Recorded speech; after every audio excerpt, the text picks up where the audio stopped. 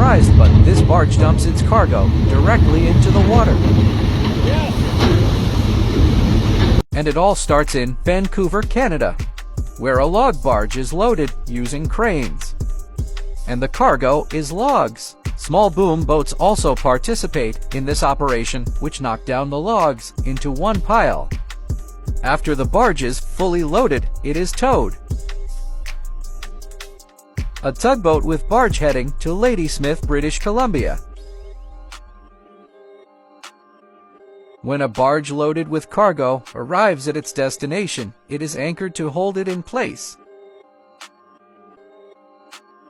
Using controlled ballast on the barge, it dumps its cargo directly into the water.